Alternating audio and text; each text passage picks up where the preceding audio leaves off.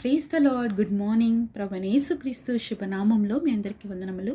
ఎలా ఉన్నారంటే అందరు బాగున్నారా? దేవుని మహాకృపను బట్టి మీరందరూ క్షేమంగా ఉండాలని అనుదినం మీ అందరి కోసం ప్రార్థన చేస్తూ ఉన్నాను. ప్రార్థన చేసుకుందామా? మమ్మల్ని ఎంతో మిక్కిలిగా ప్రేమించినటువంటి పరిశుద్ధులైన మా తండ్రి, మీ ఘనమైన శ్రేష్టమైన నామాన్ని బట్టి వందనాలు ప్రభువా. ఉదయకాల సమయంలో మీరు మాకు ఇచ్చిన అవకాశమును బట్టి స్తుతిస్తున్నాము తండ్రి. మీ మాటల చేత మా అందరితో మాట్లాడండి, ఆదరించండి, ధైర్యపరచమని యేసు నామములో ప్రార్థిస్తున్నాము తండ్రి. ఆమేన్.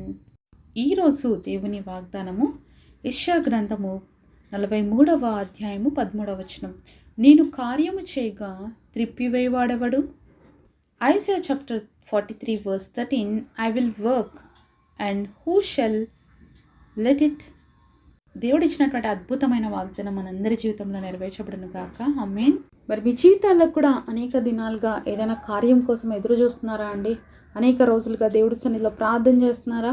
మరి దేవుడు ఒక కార్యాన్ని చేయాలనుకుంటే ఏ మానవుడు కూడా దాన్ని తిప్పివేయలేడు, మరి దానికి అడ్డుపడలేడు. అలాగే దాన్ని ఏ రకంగా కూడా మరి నాశనం కానీ అక్కడ ఎలాంటి మరి ఏమీ జరగదన్నమాట. దేవుడు కానీ కార్యం చేయకపోతే మరి ఎవరు కూడా ఆ కార్యాన్ని చేయలేరు. చాలాసార్లు మనం మనుషులను చూస్తుంటాం కదా, వీళ్ళ వల్లే ఇలా జరిగిందండి, వాళ్ళు అలా మాట్లాడడం వల్లే నాకు ఈరోజు ఇట్లా వచ్చింది, వీళ్ళ వల్లే నేను ఇలా మోసగించబడ్డాను, వారి వల్లే నేను ఇలా జరిగింది అని అనుకుంటుంటాం కదా చాలాసార్లు. కానీ పరిస్థితులు, మనుషులు మనకు కనిపిస్తారు, కానీ దాని వెనకున్న హస్తం మనకు కనబడదన్నమాట. కాబట్టి ఈరోజు దేవుడు ఒక వ్యక్తి జీవితంలో ఏదైనా కార్యం చెయ్యాలి అంటే అది ఆయన మాత్రమే చేయగలడు. అలాగే ఆయన చేసే కార్యాన్ని రివర్స్ ఎవ్వరూ చేయలేరు అనమాట. ఎందుకంటే ఆయన సర్వశక్తివంతుడైనటువంటి దేవుడు కనుక ఎవ్వరి వల్ల కూడా సాధ్యం కాదు. ఆయన ఒక్కసారి కార్యం చేశాడంటే దాన్ని త్రిప్పివేయటానికి ఎవ్వరి వల్ల కాదు. ఒకసారి మనం 2 సమూయేలు గ్రంథం 17వ అధ్యాయము 14వ వచనం చూద్దాము. అబ్షాలోమును ఇశ్రాయేలు వారందరూ ఈ మాట విని అర్క్యుడగు హూషై చెప్పిన ఆలోచన అహీతోఫెలు చెప్పిన దానికంటే యుక్తమని ఒప్పుకొనిరి. ఏలైనగా యెహోవా అబ్షాలోము మీదికి ఉపద్రవము రప్పింపగలిగినందుకై అహీతోఫెలు చెప్పిన యుక్తిగల ఆలోచన వ్యర్థము చేయ నిశ్చయించి ఉండెను. ఇక్కడ ఇద్దరు వ్యక్తులని చూస్తున్నాం. ఒకరు హూషై, ఇంకొకటి అహీతోఫెల్ అనే మాటలను చూస్తున్నాం. ఈ ఇద్దరు వ్యక్తుల గురించి మనం ఆలోచించినట్లయితే అహీతోఫెలు చాలా కన్నింగ్ అనమాట. చాలా చాలా కన్నింగ్గా ఏదైనా కూడా చేశాడు. అప్పట్లో అహీతోఫెల్ ఇచ్చే ఏ ఆలోచన అయినా కూడా దేవుడి దగ్గర నుంచి వచ్చింది అని అనుకునేవాళ్ళు అనమాట. అంత ఎగ్జాక్ట్గా ఒకటి టార్గెట్ పెడితే దాన్ని రీచ్ అయ్యేటువంటి వ్యక్తి.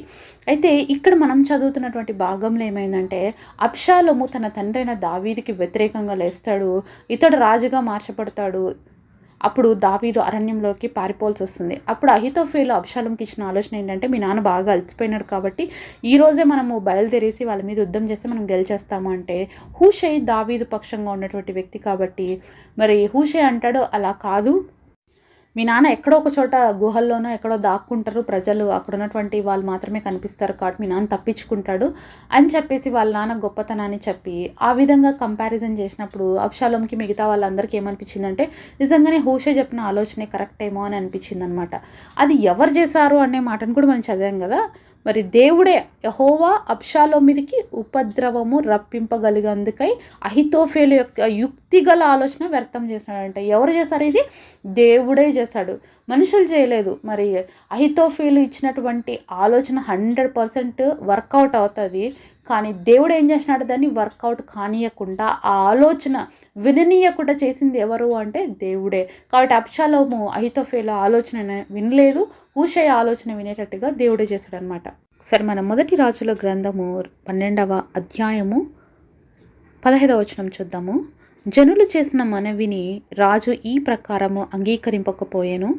షిలోనీయుడైన అహియా ద్వారా నెబాతు కుమారుడైన యరొబాముతో తను పలికించిన మాట నెరవేర్చవలనని యెహోవా ఈలాగున జరిగించెను. ఇక్కడ మరి రాజు అయినటువంటి రెహబాము గురించి మనం చూస్తామన్నమాట. మరి ఈ రెహబాము ఎవరంటే సొలొమోను యొక్క కుమారుడు.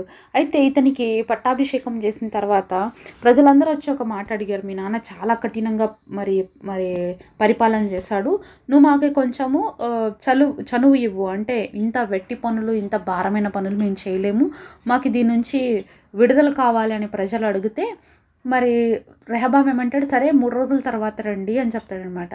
3 రోజుల తర్వాత రండి అన్నప్పుడు ఈ 3 డేస్ మధ్యలో డిస్కషన్ ఏంటంటే, తనతో పాటు ఉన్న పెద్దవాళ్ళందరూ మరి రెహబాంకి ఇచ్చిన ఆలోచన ఏంటంటే, నువ్వు ఇప్పుడు కానీ ప్రజలు కోరుకున్నట్లుగా చేయకపోతే వాళ్ళు నిన్ను తిరస్కరిస్తారు అని చెప్తారనమాట. అయితే మరి రెహబాము తన ఫ్రెండ్స్ని కూడా సలహా అడుగుతాడు, తన ఏజ్ గ్రూప్లో ఉండే వాళ్ళని. వాళ్ళేమంటారంటే, నువ్వు కానీ మీ నాన్న కంటే కూడా కఠినంగా లేకపోతే ప్రజలు ఎవరు నీ మాట వినరు అని చెప్తారనమాట. అయితే 3 డేస్ తర్వాత ప్రజలు ఈయన దగ్గరకు వస్తే ఈయన చెప్పిన మాట ఏంటంటే, నేను మా నాన్న కంటే ఇంకా కఠినంగానే వ్యవహరిస్తాను తప్ప ఈ కఠినమైనటువంటి భారాలు, ఈ శిక్షలు అయితే నేను తగ్గించను అన్నప్పుడు ఆ ప్రజలందరూ తిరస్కరిస్తారు. అయితే మనం చదివిన మాట ఏంటి అంటే, మరి ఏ మాటలైతే మరి దేవుడు అహియా ద్వారా మరి యెరోబాముతో పలికించాడో ఆ మాటలు నెరవేర్చడం కోసము మరి యెహోవా ఇలాగున జరిగించనన్నాడు. ఎలాగ జరిగించినాడంటే, ఇక్కడ రెహబాము పెద్దవాళ్ళు చెప్పిన మాట వినకుండా తన తోటి స్నేహితులు మాటలు వినేటట్లుగా ఎవరు చేశారు? ఇక్కడ దేవుడే చేశాడు. దేవుడికి ఆలోచన ఉంది ఏంటి అంటే, ఇంకా సొలొమోను యొక్క కుమారులు కానీ వాళ్ళందరికీ కూడా మొత్తం ఇజ్రాయెల్ని అందరినీ అప్పగించాలని దేవుడు అనుకోలేదు. ఎందుకంటే దేవుడు ప్రవక్త అయినటువంటి అహియా ద్వారా ఆల్రెడీ సెలవిచ్చాడు. 10 మరి ఆ యొక్క క్లాత్ పీసెస్ అనేవి యెరోబాము చేతిలో పెడతాడనమాట అహియా. అంటే 10 గోత్రాలు దేవుడిని చేతికి ఇచ్చాడు రాజ్యం పరిపాలించడానికి. ఇంకా దావీదు వాళ్ళకి మిగిలిండేది 2 గోత్రాలు మాత్రమే అనమాట. సో కాబట్టే ఆ మాటను దేవుడు నెరవేర్చడానికి ఇక్కడ రెహబాము పెద్దవాళ్ళ ఆలోచనను కానీ మాటను కానీ వినకుండా దేవుడే చేశాడు. అంటే ఒకసారి ఆలోచించండి, ఏదైనా కార్యం జరగాలంటే అది దేవుడు వల్ల మాత్రమే జరుగుతుంది. మన ఆలోచన, మన జ్ఞానం, మన శక్తి ద్వారా అయితే ఏది జరగదు. చూసాం కదా, అహీతోఫెలు ఆలోచనలు చూసాము, అలాగే ఇక్కడ రెహబాంకి ఇచ్చిన పెద్దవాళ్ళ సలహాలు చూసాము. అయితే ఆ మాటలు వినకుండా కూడా చేసింది ఎవరు? దేవుడే. మన ముందుకి కూడా చాలాసార్లు చెడు మంచి 2 వస్తాయి. నిర్ణయాలు తీసుకోవాల్సింది మనమే. అయితే దేవుడు జ్ఞానంతో నిర్ణయం తీసుకున్నప్పుడు తప్పకుండా దాంట్లో మనం విజయాన్ని చూస్తాం.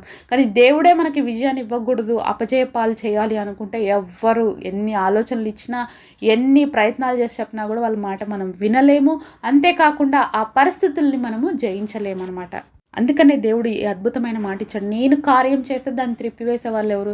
ఇక్కడ చాలా మంచి మంచి ఆలోచనలు రెహబాంకి ఇచ్చారు పెద్దవాళ్ళు. అహీతోఫెలు కూడా అబ్షాలోంకి చాలా మంచి ఆలోచన ఇచ్చారు. నిజంగా అంటే వీళ్ళ మాటలు వినింటే ఖచ్చితంగా వాళ్ళ లైఫ్లో వాళ్ళు వర్కౌట్ అయ్యే వాళ్ళే, ఖచ్చితంగా వాళ్ళు సాధించుకునే వాళ్ళే. కానీ వినకుండా ఎవరు చేశారు? దేవుడు చేశారు. అంటే దేవుడు వద్దనుకున్నాడు, వాళ్ళకి ఇవ్వదలుచుకోలేదు దేవుడు, కాబట్టే ఇవ్వలేదు. కాబట్టి దేవుడు వాళ్ళకి విరుద్ధంగా లేస్తే, దేవుడు తన చేయి త్రిప్పితే ఆ కార్యాన్ని ఎవరు చక్కగా చేస్తారు? ఎవరు దాన్ని చేయగలుగుతారు? ఎవరి వల్ల కాదు. కాబట్టి ఈరోజు నీ జీవితంలో కూడా ఏదైనా ఒక కార్యం జరిగింది, మరి చూస్తున్నావు, ఆ పరిస్థితుల్లో గుండా నువ్వు వెళ్తున్నావు అంటే, మరి మన జీవితంలో కూడా దేవుడికి ఒక ప్రత్యేకమైన ఉద్దేశాలు ఉంటాయండి. ఆ ప్రత్యేకమైన ఉద్దేశాల గుండా మనల్ని నడిపించడానికి దేవుడు అనేకమైన పరిస్థితులను మన జీవితంలో అనుమతిస్తాడు. ఒకవేళ అబ్షాలోము అలాగే ఇక్కడ మరి రెహబాము చూస్తాం, వీళ్ళు చేసిన తప్పులు బట్టి వీళ్ళ శిక్ష తెచ్చుకున్నారు, మాట వినలేదు, దేవుడు కోపం వచ్చింది కాబట్టి వీళ్ళని నిలబెట్టకూడదు అనుకున్నాడు. వాళ్ళ వంశావళుల్ని దేవుడు ఆశీర్వదించదలుచుకోలేదు అనమాట. కాబట్టి ఈరోజు మన జీవితంలో కూడా దేవుడికి ఎక్కడైనా వ్యతిరేకంగా మనం లేస్తే మన జీవితంలో కూడా మనం కూడా త్రిప్పబడే పరిస్థితులు వస్తాం. అలా కాకుండా దేవుడికి అనుకూలంగా ఉండి కూడా కొన్నిసార్లు మన జీవితంలో విరోధమైన కార్యాలు కానీ మరి ఏదైనా మన జీవితంలో జరిగింది అంటే అది ఎందుకంటే మన మేలు కోసమే అయి ఉంటుంది అని మనం ఆలోచించాలి. మరి దావీదు అరణ్యంలోకి పారిపోయాడు కొడుకును బట్టి, తన సొంత కుమారుడిని బట్టి భయపడి అరణ్యంలోకి పారిపోతే మరి ఎంత బాధపడినాడు, నా కుమారుడు ఇలా చేశాడు అనేసి. కానీ దేవుడికి తెలుసు ఆ అబ్షాలోము కానీ ఉంటే తర్వాత దావీదుకి ఏం జరుగుతుంది అని. అందుకనే దేవుడు మొదటిగా దావీదుని అరణ్యాలకి పారిపోయేటట్టుగా చేశాడు, తర్వాత అరణ్యంలోకి తీసుకొచ్చి అబ్షాలోముని కూడా చంపేసేటట్టుగా దేవుడే చేశాడనమాట. కాబట్టి దేవుడు ఒక ప్లాన్స్ చాలా గంభీరంగా ఉంటాయి. మరి దేవుడు అరణ్యంలోకి పంపించుకోకుండా అబ్షాలోం చంపలేరా అంటే అది కూడా జరుగుతుంది. కానీ ఆయనకు ఒక ప్రత్యేకమైనటువంటి ప్లాన్స్ ఉన్నాయి. ఇంకా తన జీవితంలో దావీదు తెలుసుకోవాల్సినవి కూడా ఎన్నో ఉన్నాయి. కాబట్టి అరణ్యంలో దావీదు ఎంతో రోధిస్తాడు, ఎంతో బాధపడతాడు అనమాట. అయితే అలాంటి సమయంలో ఎన్నో విషయాలు కూడా దేవుడి సన్నిధిలో నుంచి నేర్చుకుంటాడు. ఈరోజు బాధ, కష్టము, మరి అలాగే కన్నీరు మన జీవితంలో కూడా ఉంది అంటే అది ఊరికనే మన జీవితాల్లోకి దేవుడితో కనెక్టివ్గా ఉన్న వాళ్ళకి ఊరికనే అయితే అనుమతించబడదు. ఎందుకంటే దేవుడిని ప్రేమించే వారికి మేలు కలుగుటకే సమస్తం కూడా సమకూడి దేవుడు జరిగిస్తాడు. కాబట్టి నీ జీవితంలో ఏదైనా కార్యం ఇంకా జరగకుండా పెండింగ్గానే ఉంటే దేవుడు తగిన టైంలో చేస్తాడు. మరి ఆయన చేసే కార్యాన్ని ఎవ్వరు త్రిప్పివేయలేరు. కాబట్టి నువ్వు ఓపిక్గా దేవుడి సన్నిధిలో కనిపెట్టు, అద్భుతమైన కార్యాలను రిసీవ్ చేసుకుంటావు. ఏ విధంగా దావీదు తిరిగి తన యొక్క రాజ్యాన్ని సంపాదించుకున్నాడో, తిరిగి తన పరిపాలన ప్రారంభించాడు, అదేవిధంగా మన జీవితాల్లో కూడా దేవుడు ఒక అద్భుతమైన రోజుల్ని, అద్భుతమైన కార్యాల్ని చేయడానికి మనందరి జీవితాల్లో దేవుడు ఆశిస్తున్నాడు. కాబట్టి తప్పకుండా దేవుడు కార్యం చేస్తాడు. మనం విశ్వాసంతో ఆయన వైపు చూద్దాం. అట్టి కృప దేవుడు మనందరికి దయచేయును గాక.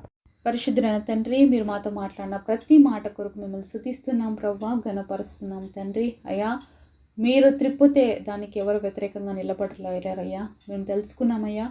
మేమందరం కూడా మీ సన్నిధిలో ప్రభువా లోబడి జీవించే మనసును, మీ చిత్తాన్ని చేయగలిగిన హృదయాన్ని దయచేయండి. విన్న ప్రతి మాటలు మా అందరి జీవితాల్లో ఫలభరితంగా చేయమని యేసు నామములో ప్రార్థిస్తున్నాం తండ్రి. ఆమేన్.